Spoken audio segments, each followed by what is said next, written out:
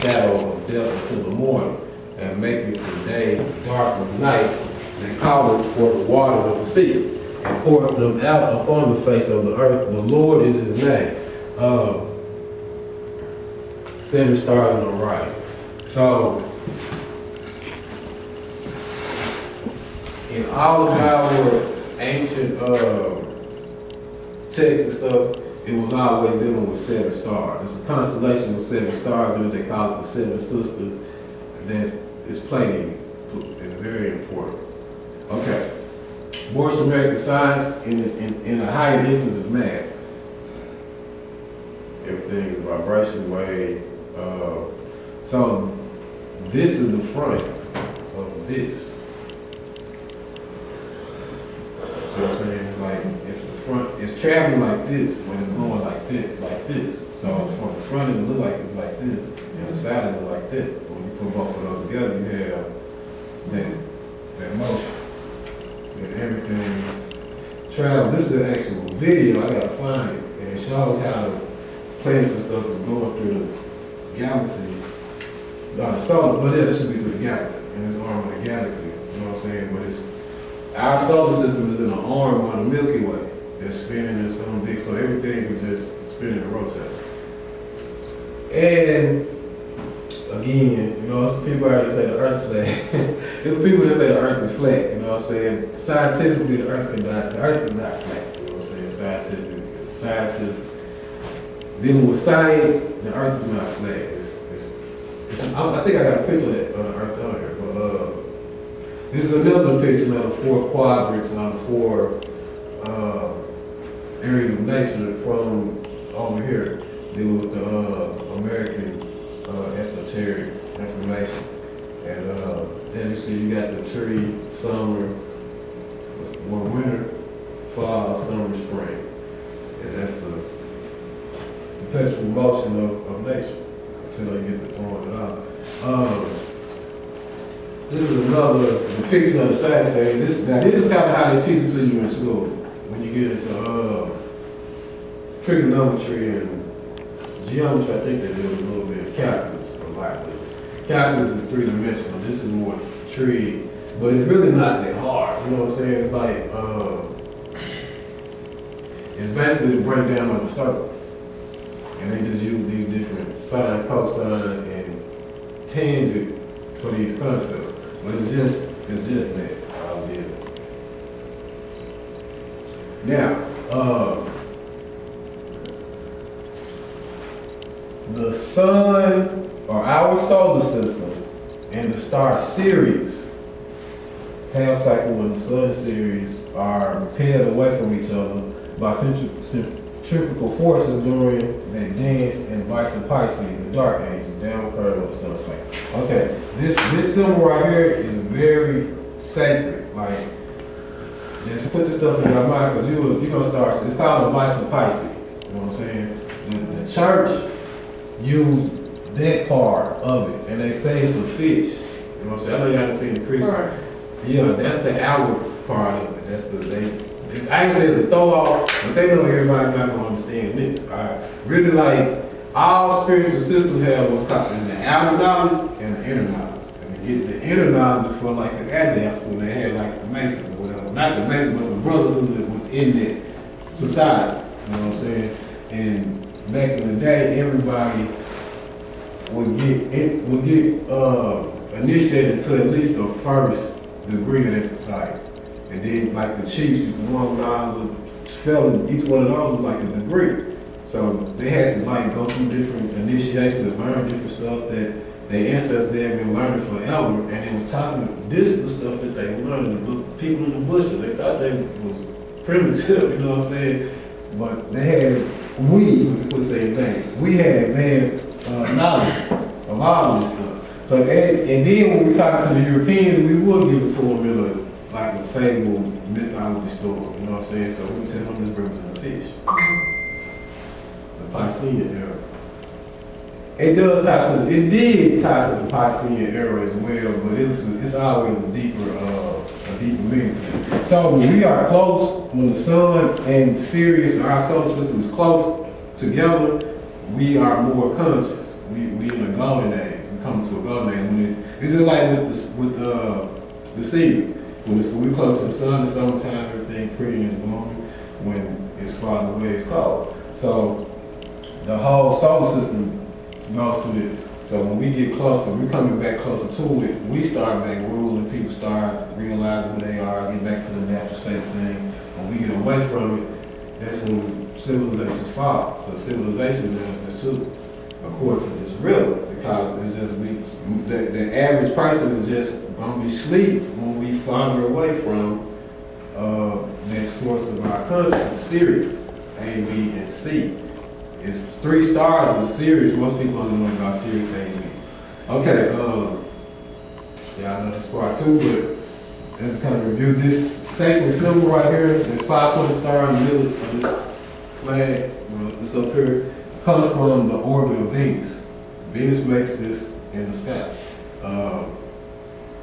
Also, our ancestors, quote-unquote Egyptian, which, Egyptian is Moorish.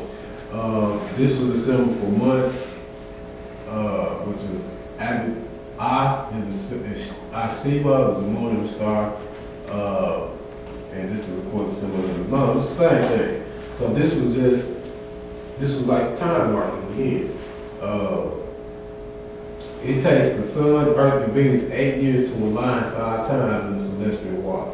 The result mathematically produces the golden spiral and geometrically inscribed the pentagram, which in the middle, in the middle of the turret, is the duat, the rim of Asar. So nothing that our ancestors did it was all mathematical. This is the Dogon. I was saying, this is a celestial map. This is a map of the star that the Dogon drew for the you see him in the dirt drawing. He drew this out of the dirt for they did for the Europeans back in the 50s, and they had out the star that they hadn't even seen yet with a telescope. You know what I'm saying? They said that it was some beings that came and taught them this a long time ago. So the Europeans thought they were like, yeah, whatever. So when they got to looking, they were like, that map is correct. You know what I'm saying? So, and the Dogons are just the Moors that left central Egypt and start coming back west. And Benjamin Banneker was came from this stock. You know what I'm saying? Benjamin Banneker, the clockmaker, and you know what I'm saying? He did a lot of, still had that connection. These are actual pictures of, and this is how stuff look when you look at it through a telescope. It don't look like that picture at first. It looked like this. You know what I'm saying? Like, I took astronomy, and they got that big old telescope big as this room. It's a big old huge telescope. You gotta triangulate everything and find the planets. And when you do this, it's just like a little dot. You know what I'm saying? But it looked like it's some water out there. You know what I'm saying? The medium of space is like water. It's not the flat Earth people say, what they say, I think they say it's a dome, it's water, it's a glass dome, a flat something with glass. It does look like that, you know what I'm saying, when you look through a telescope, but it's because it's so far and it's like interference, visual interference, you know what I'm saying? That happens on Earth. Like, we can stand and look at the street sometimes and we looking like it's wet. So, but it's a whole, it's a whole worldwide club of people that say Earth is flat. You know what I'm saying? They have conventions and everything. So, again, Sirius, July the 4th, that's why we really celebrate. That's why we celebrate July the 4th. Because Sirius and the sun was, it's called a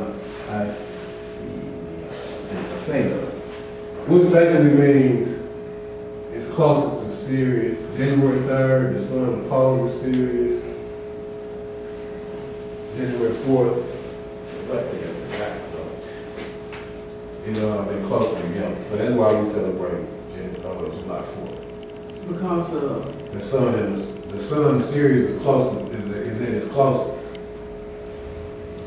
The sun on January the 3rd, the sun opposes Sirius, and I'm pretty sure that it says the sun comes closest to Sirius, but I don't know where it was that. So that's called a perihelion, and this is called an aphelion. So, but yeah, so July 4th is when the energy is the strongest, you know what I'm saying, that we get from Sirius. Which, okay, so Sirius is like, you know, where our spiritual energy comes from, especially for us, you know what I'm saying, because the Europeans, they come from a different source. Like they be tapped into the Pleiadians and the Andromedans and all that, you know what I'm saying. Our celestial ancestors come from Orion and Sirius. That's why the pyramids are, the 3 pyramids, all of the sacred sites are aligned to Orion, the 3 stars. And then the Lost Book of India say that they came from Orion, our ancestors came from Orion. So our energy goes back to it. Okay, 4 equals the foundation. And so what I'm going on right now is, well, I'm really going on stellar stuff too. Solar and lunar. So, the turtle symbol, on the back of certain turtles, they have 13 squares. It's 13 lunar months in a year. Like, actual, the moon becomes full 13 times before we get our months from. That's why, you know, you see in the movies they say, I see too many moons, you know what I'm saying? Like the other folks say, a month of sun is and stuff like that. But each one of these plates on the turtle shell representing a different moon, you know what I'm saying? And let me see, where are we now? We probably like on the thunder moon, but full storm moon, that's like the 500 moon, resting moon, snow moon, plague moon. People gave for the seeds and they grew, people would plant their crop during this time of the year. So we kind of be in the plague moon going into thunder moon. Planting or planting? Planting. So I'm supposed to plant. It's coming out of the snow moon into the planting moon, the thunder moon, and it's a maple moon. Sometimes called breaking the days. The weather can sometimes be warm and help the maple sap blow down from the tree. Okay. There's some. Mm-hmm. This ain't a blue one, it's cold. Nah. So then, planting moon, strawberry moon, green bean moon, corn moon, harvest moon. So it goes like that. Full storm moon, plant moon. Midwinter, maple moon, ear breaking. I know that's called. Breaking ear moon is during the time it gets very cold. Where it freezes ears. We're gonna print that out. We go right here. Moon phase. This is a clear picture, you know what I'm saying, what the moon phase look like. And the word gibbous, I remember that. When like it's almost full or almost not, I learned this in astrology class. Gibbous, they call it like waning gibbous. You have a full moon, then you have waxing gibbous, the first quarter, waxing crescent, the new moon, waning crescent, the last quarter. So you're either waning or you're in gibbous, like the quarters. Now, this is where they got the science for the dollar from. Because how many quarters is in a dollar? How many quarters does this go through? No? Yeah, it really go through 4 quarters. So they base the dollar bill partially on the moon cycle. You know what I'm saying? First quarter, last quarter, second quarter, third quarter. It's quarters in between. All right, this is the actual shape of the Earth. I forgot what satellite this was from.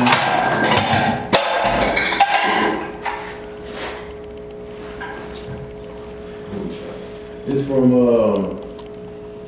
Omniscience. I'm gonna have to look into this.